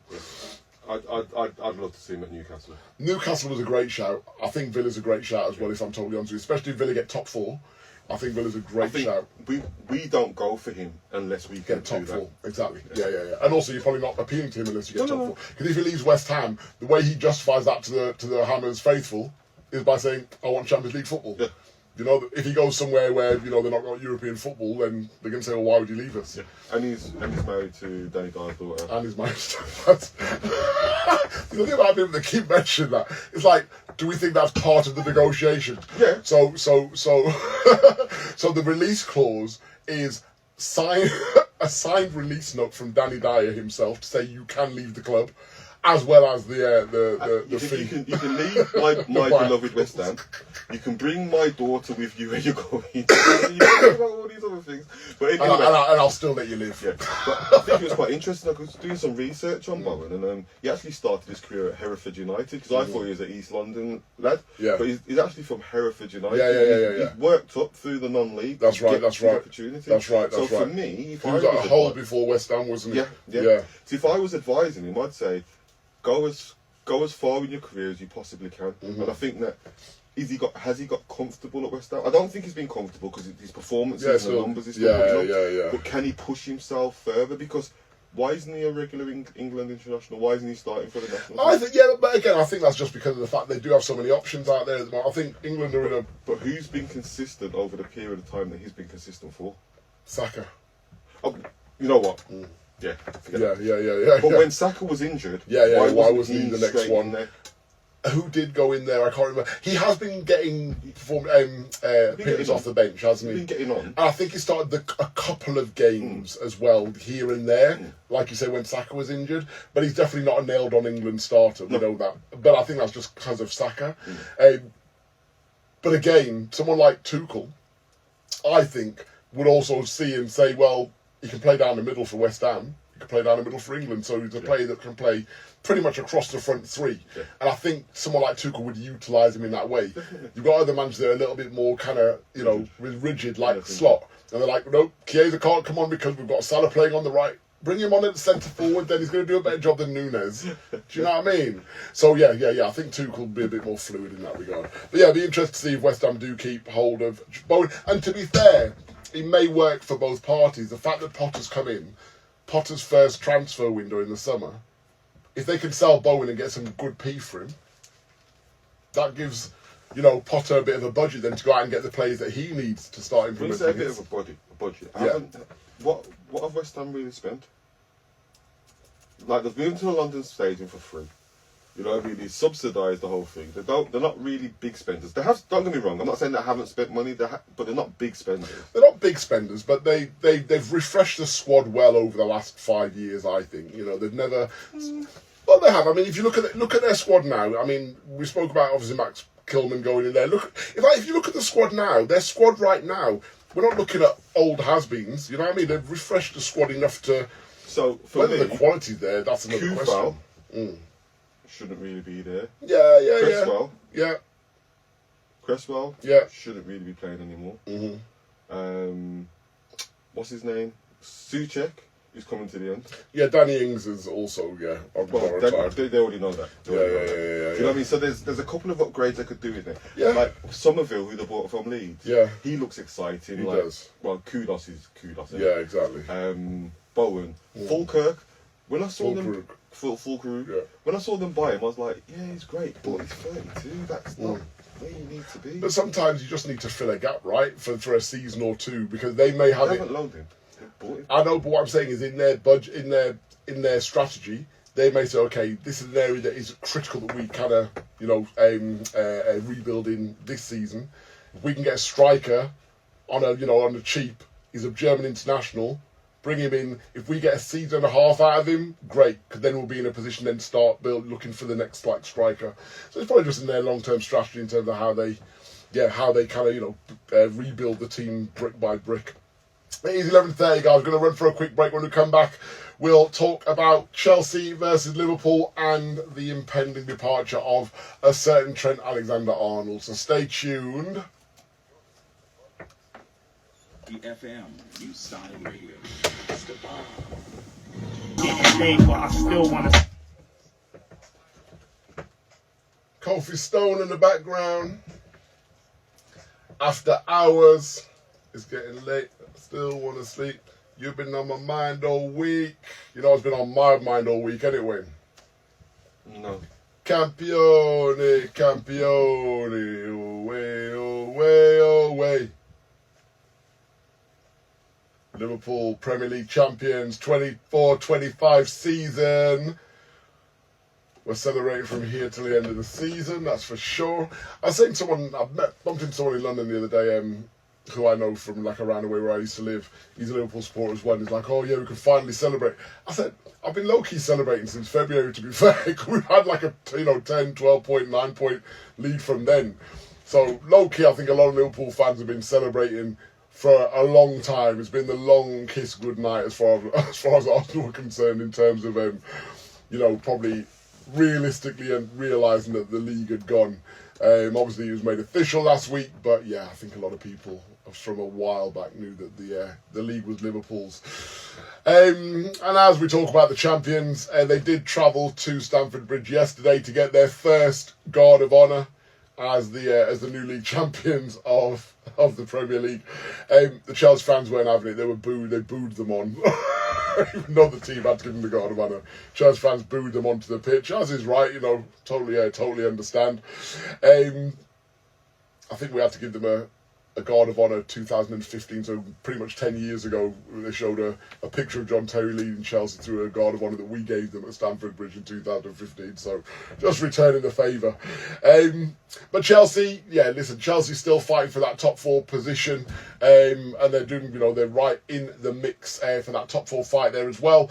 I think the TV commentator billed it as business versus pleasure, meaning that Chelsea were the business, there, and we were the pleasure, because we're playing for pleasure now type thing. But they took care of business. They went ahead through an Enzo Fernandez goal. Great build-up. Lavia gets the ball in the middle of the park, delays his pass. Palmer does some kind of movement as if he's going out wide and just switches back in an instant. Lavia plays the ball, so we're just on a beautiful wavelength. He left Curtis Jones for dust. Curtis Jones slipped over. And then Palmer plays the ball down the right. Neto, with his pace and trickery, gets close to the byline, cuts it back. Enzo Fernandez coming in, and really, really accomplished finish into the bottom right corner, past Alisson's dive. And again, it was Palmer who was the architect of the second goal as well for Chelsea, causing problems down the right, taking Tsimikas pretty much to the byline again, firing a ball across goal. Looked like the Liverpool defence had it under control, but then Van Dijk went to clear, comes off Kwanzaa straight into the goal. Van Dijk made a little bit of an amends, scoring from a corner, a header from a corner to make it 2-1. And then Kwanzaa's evening just got worse as he gave away a penalty.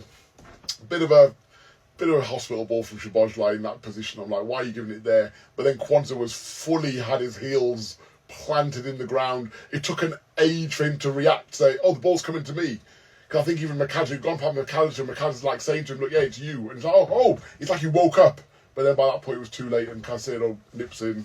Caicedo was quick in that moment. Nipped in. He seized on that moment. It's smelly, right? I think that Kwanzaa seems to have regressed. Big time. In terms of where he was at when Big he was time. playing regularly and where he is now. Big time. And I felt sorry for the lad. Yeah, me too. Because there was a couple of things. Like, Van Dijk hammered the ball at him. Yeah. And there's nothing you can do with that. No one's going to blame him for but that. what I mean is that, why? Yeah. Why don't you, the players there, why don't you kick it out towards the top? I think it's one of those where he's just looking to just clear lines, do you know what I mean? It was a strange one, because he didn't look like he was that rushed in that moment as well, so it was a strange one. And then for Caicedo coming through, by the time he realised he was there, But I think again, that comes, just match sharpness, awareness. My problem is when you throw in a player in who hasn't played and started many games this season. I think that's like his third start of the season, something like that. You're throwing him in against a game at Stamford Bridge, hostile, environment. Chelsea are going for top 4. They're at it. The rest of your players around you are probably on a little bit mentally and a bit of a holiday already. And you're throwing a young lad into that kind of environment now to go and say, right, go on, show them what you got. No. No. And again, same with the midfield. Totally changed up the midfield, for the game. So, you're looking at Elliott. Endo is just a nicety type. Give him a few minutes, do you know what I mean? But Elliott, who was really looking maybe to say, I want to be here. Yeah. And he's playing with Endo and Curtis Jones. So again, you're not giving him much of a platform. When you say Curtis Jones, Curtis Jones, great player. The three of them haven't played together this season. So I suppose what I'm talking about is those combinations again, right? For me, you play Gravenberch and McAllister, then bring Elliott in, so then he can play with a team that's settled around him, and he knows that he needs to fit in and do his bit. But when there's so many moving parts that are coming in and people playing differently, it's going to be difficult, man. It's going to be difficult. So I felt for Kwanzaa, as you say, and also Elliot. Also, I think one thing that Klopp did better, I think, than maybe Slot, is utilise the full squad and give everybody game time. Make sure everybody's getting minutes in their legs. So if he needs to call on them, they can step in because they've got minutes in their legs throughout the season. He hasn't done that this season. You know, Chiesa's the biggest one. It's just like he didn't even get on the pitch. He got on the pitch, but again, by the time he got on the pitch, Van Dijk was playing up front, Curtis Jones was at left back. So again, the shape of the team's gone. So again, this is now throw him on the pitch, see if he can do something special to get us a goal back. No, again, it's not doing anything for him and his confidence and him trying to settle into this new squad. You know, so Nina's got on the pitch, right? Again. So you know, listen, you know, me and my Liverpool boys and don't get me wrong, listen, I love Nunes. I want him to do well more than anything, more than any player probably in the team.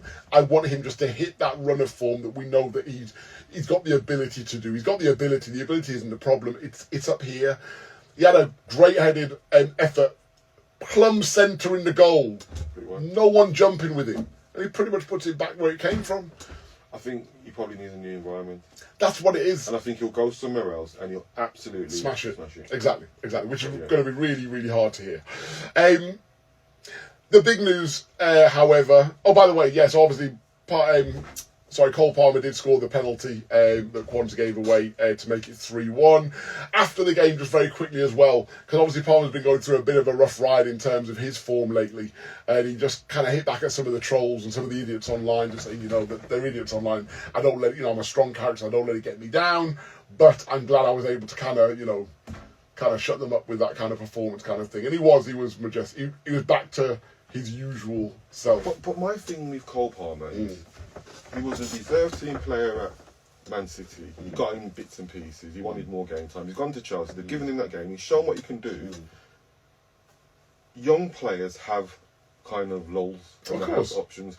But he's positioned himself as one of Chelsea's top performers, top creative He's had to carry them, And at such a young age, so early in his first team professional career, that's a lot for him to soldier. And when I saw him talking, you could just hear his Scouse accent, innit? He just seemed like a little boy that... Not Scouse, Manc accent. I just imagine him just... He's a young guy, and you realise how young he is when he's talking in that moment, don't you? And you're like, wow, you're just a little boy. But yet you're carrying the expectations of this huge club kind of thing. Totally, Wayne, totally. And as you rightly say, that's where the manager sometimes got to step in and say, you know what, let me take you out of firing line for a little bit. Is Mercer going to be there next season, though? Well, if he gets some top four, why not? I mean, you know, it didn't look like they were going to do 2-1. It looked like maybe, you know, his job could have been threatened. But if he gets him into Champions League, that was his remit at the beginning of the season. No more than that. So, you know, and also, you know, for me, I think we spoke about it previously, where I look at it and say, you've made this big investment on all these young players. You've got a manager in there. You're going to give him one season to work with them. They seem to be coming good at the business end of the season now, on a good run. They did last season with Pochettino, remember? Yeah, they did, but what I'm saying is, are you then going to go and upset the environment again for this young squad of players rather than actually giving yourself an opportunity to build on what you've done this season? For me, that's just bonkers. It's Chelsea's. And it's Todd Bowley. I mean, that's just. Because you know, if it was Abramovich, you're getting sacked because you didn't win nothing. You know, that's a given. But if it was Abramovich, they wouldn't be in this position to be so far off the pace, if that makes sense. But for me, it's like Todd Bowley came in promising that he's not going to be like that, and he's going to be a project, and they're going to work towards something, and then first sign of trouble. Sack Potter. Yeah, exactly. God, not having it. Did he sack Potter? Yeah, they sacked Potter. He sacked Potter, then he got Pochettino and sacked Pochettino. Yeah. But in Pochettino as an interim to the end of the season, everyone's thinking Pochettino's going to get the job. The players look like they want him to get the job, and then he sacked him. Brought in Maresca, who's only one season as a first-team manager. At Leicester, that's right. And even at Leicester, he got to a certain point, and then they ran out of steam, which is very similar to what the Chelsea... But he did get them promoted, though. He got them promoted. But if you watch what Leicester did when they won the league, they amassed a huge amount. And then they dropped off, and then they just managed to dribble across the line. Indeed. And then you're watching, I don't think he's done a bad job there. You know, looking at where they are right now, if we were to just stop the season now. Brother, it's Chelsea. It's Chelsea, and what he had to work with, and the amount of players he had to deal with at the beginning of the That's season. what I'm saying. All their means, how they're obtaining it, Yeah. and he's been clear of what he's doing, and you can see what he's trying to do. And the thing that I like about him, he's accepted Trevor Chalobah back into the fold. You know, but that was out of necessity. That when was you say necessity, this is Chelsea. No, but would you think Amarin would accept Rashford or Anthony back into the squad at any stage? No, but that's because he's probably pig-headed or well, but we don't know what the reasoning is around that. Chalobah was just sent out on loan because he was surplus to requirements. Well, how many players have got surplus to requirements, bro? Yeah, but I suppose where I'm coming from here is he's not doing Chalobah a favour. Chalobah's got him out of a pickle because of the fact that I can't remember, was it Fofana that keeps getting injured? Fofana. But they haven't just got Fofana, Colwell, and Chalobah. They've also got the other French. We got this. Yeah, the Sassy came to you. No, yeah. Badouastouye. But yeah, I know Badouashili. I know who you mean. But again, you're talking about the level of quality, right? So what I'm saying is he's realised that what he's been left with is dross, and he's realised maybe we should have taken Chalobah. For me, the fact that he's kind of done that shows an adaptability, which I think is positive moving forward. I'm glad he's brought him back and he's playing him because I was worried that he was going to pull him out of Palace and then just have him on the bench every game. Yeah. So I'm glad that he's getting games and he's been playing well as well for them, which is really good. I'm not surprised. Yeah. Exactly. The big news coming out of Merseyside, however, despite that loss, was Trent Alexander. Go on. No, I was trying to delay this for as long as possible, but continue. We're going to run out of this. What, you don't want to talk about Trent Alexander leaving? Of course we can talk about Trent Alexander leaving. I thought you'd be happy to. And we can talk about Liverpool winning the league again if you want. Well, no, we'll talk about that again next week. I've plugged it enough this week. We've got next week to come as well, when the champions play Arsenal. Trent Alexander. So obviously it's been, the worst kept secret, I should say, over the last few months. The fact that it looks like Trent Alexander-Arnold is Madrid bound. Obviously Salah and Van Dijk go and sign their contracts. Trent was the only one that was left outside, and I for one had a real kind of I was clinging on to, the morsels of hope that maybe he might do a U-turn. Not too late, I suppose. He hasn't signed anything yet. But he's come out today and he's officially said now that, he will be leaving the club at the end of the season. Didn't mention any destination, but just said he'd be leaving the club at the end of the season. Fair play to him. Yeah. For me, I said it from he hadn't signed that contract and there's all that, I haven't talked about signing anything before, why am I going to start now?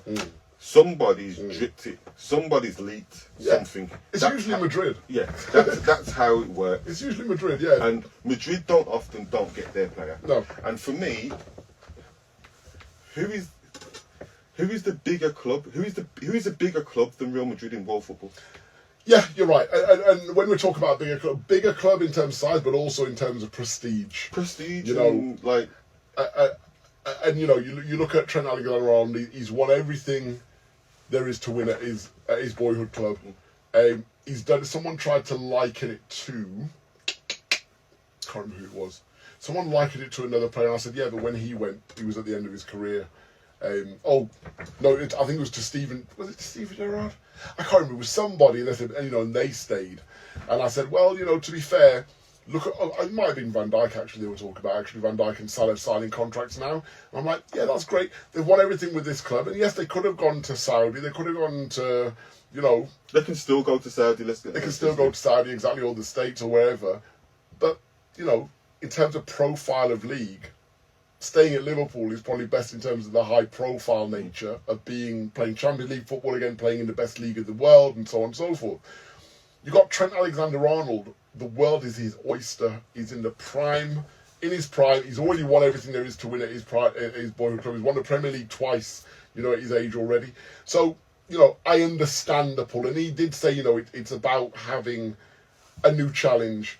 One thing that he also said, there was an interview that he did on BBC a few months back, and they asked, what would you prefer? England win the World Cup, Liverpool win the Champions League, or you win the Ballon d'Or? And he said Ballon d'Or. Yeah? And he said, I want to be the first right back to ever win the Ballon d'Or. That's a big dream of mine, that's a big, kind of aspiration of mine. Now, when you go to Real Madrid, your chance of winning the Ballon d'Or increases significantly.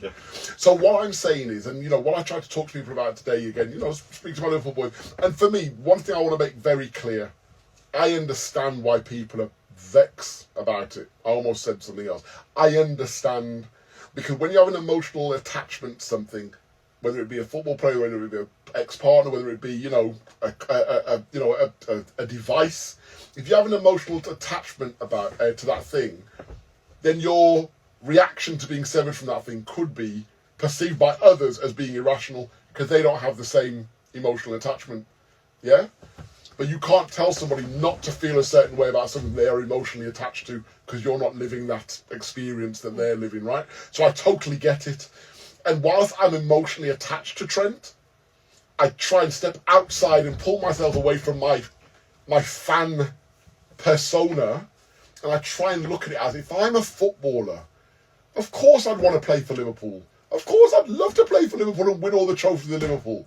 But then if I had that opportunity just to try my trade in a different league and with a lifestyle that Madrid offers. Bro, let's go back.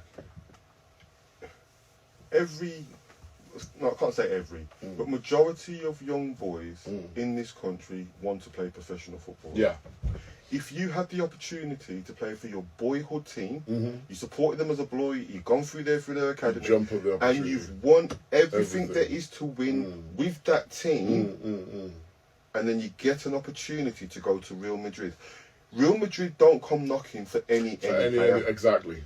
You have to be recognised globally as one of the best in your position to even be considered to go there. Exactly as I said earlier, and I said the same thing in the sense that just the mere fact that Real Madrid put in a bid for you already solidifies your position as the best in your position in the world. If they're coming looking for you, it's usually because you're the best in your position in the world, unless that player is at Barcelona.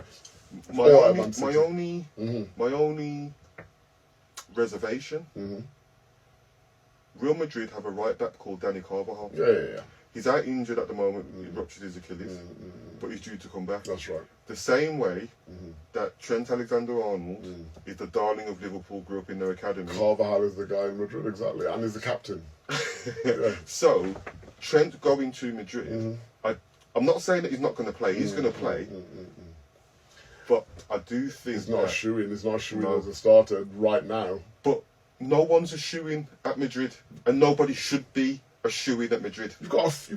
You've got maybe 4 or 5, right? Mbappe, Vinicius, Bellingham, Valverde. Yeah. So those are probably the key ones that you'll say, yeah, they're shoe-ins. But like you rightly say, the rest, This is really dog. Tchouaméni isn't a given. Camavinga isn't a given. Modric's power starting to wane. As well. Rodrigo, you were going to say there. Rodrigo isn't a shoe-in at the moment, and he might be looking. They've still got Endrick and they've got Arnold. And there's words that Rodrigo could be looking to leave this summer. Because again, I know there's been a few Liverpool kind of fan pages that have kind of tried to put us in the picture for him.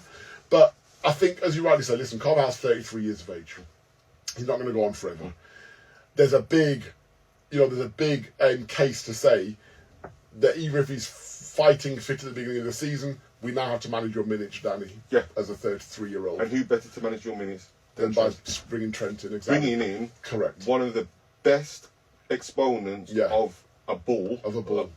In world football. And then think about Beckham, how Beckham was when Beckham went there. That's exactly the comparison that I've done. Because when Beckham went there, remember, before he went there, he was a right midfielder. Yeah. He went there and he played central midfield, and that's when I really said, Beckham is a baller, Do you remember they didn't rate him when he first went there? Yeah, of course. Yeah, and he went there and he turned their opinion around on him. And mine. And with Trent going there now, I do think you're going to see Trent evolve to a different level. I think there is a big chance that he moves into a midfield role, which again is why I don't think the Dani Carvajal thing is really concerning him.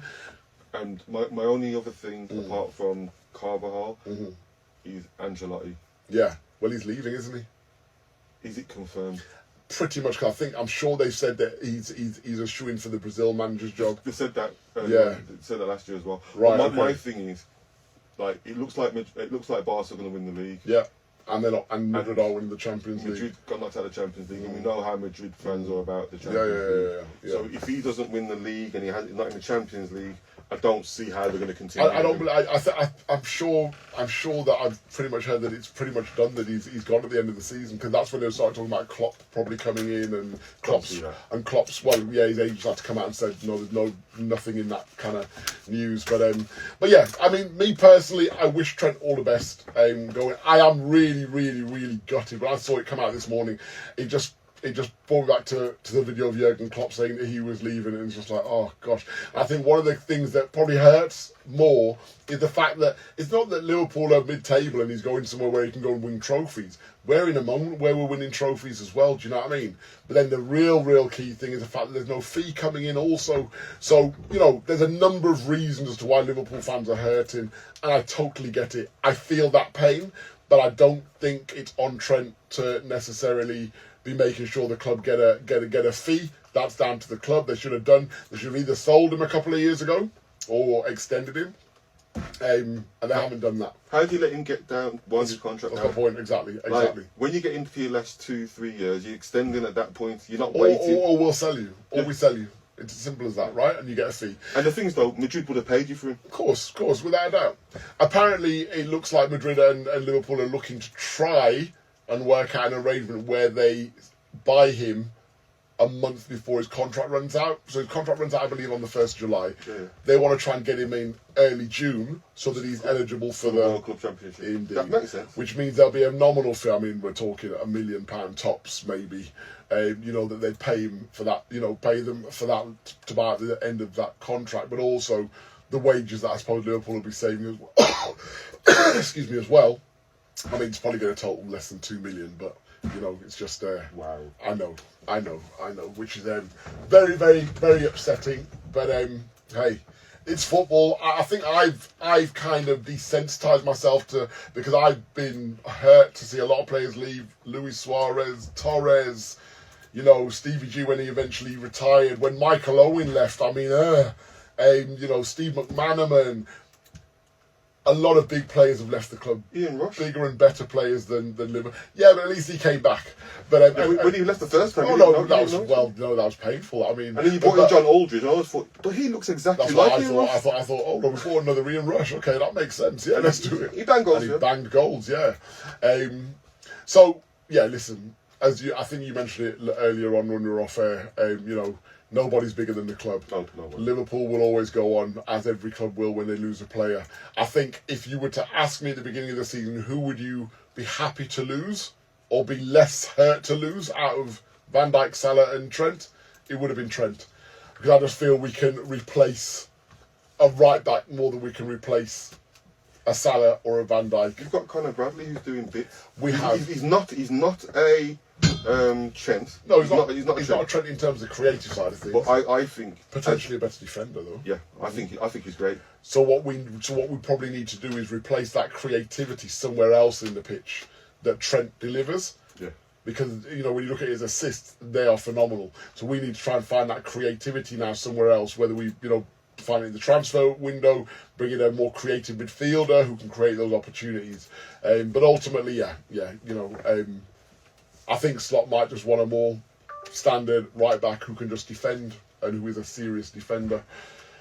So we'll see. But yeah, listen, he's given us great years. Trent, wish you all the best. Gutted you're leaving, gutted we didn't get a fee for you. But we'll see you in the Champions League. We'll knock you out, and then you'll give us a guard of honour in the final. I can see him going back. Let's not talk about it. I don't want to talk about it. What? There'll probably be a 4-year contract, 5-year contract. I can see him going back. Yeah, you never know. Really quickly before we go, Arsenal obviously playing PSG. What's your prediction? PSG going to win. How much? Is that Parc des Princes? Yes. 3-0. 3-0. So it'll be 4-0 on aggregate. Okay, I'll go 2-1 to PSG. So 3-1 on aggregate. Yeah. So 3-1 on aggregate. I reckon Arsenal will score a goal. Because PSG at home, they're very fluid, and I think Arsenal probably might hit them on the break. That's me trying to be generous, Wayne. Come on, man. I can't be all doom and gloom for Arsenal. What about Inter Barcelona? 3-3 on aggregate at the moment. Where's the next game at the Inter. At Inter? Yeah. I'm going to go for a dark horse. I think Inter going to do it. I think Inter at home are going to be very difficult to break down and beat. But they haven't got Martino. No, Lorato. Martinez. Yeah. Injured. Is that for the season? I think so, yeah. So that kind of balances it up a little bit, but defensively, Inter are strong and they're playing, and they're at home as well. And they've got a bit of bad form at the moment in the league. Yeah. But I mean, when you saw them against Barcelona, they were pretty impressive against Barcelona in the Nou Camp, that's for sure. And can we just say very quickly? I know we're over. Very quickly, congratulations to Harry Kane getting his first trophy. What are you doing with the Wayne? I'm doing the Bogle. Bogle, okay, that's what you're doing, yeah. It was quite funny because they were all getting ready to celebrate in Bayern's last game against Leipzig. They were getting ready to celebrate the Leipzig goal to score a stoppage time equaliser, so they had to wait for Leverkusen to play Freiburg the following day, and then they could only they needed a win, Leverkusen, to keep it open, but they drew to Freiburg as well. So Kane doing the video, we are the champions. I feel sorry for him. I feel happy for him. No, I feel really happy for him that he manages to win something. Yeah, without a doubt, in his career, much needed. And again, a lot of talk about him potentially coming to Liverpool next season. He's going over there to get his trophy. That would be interesting.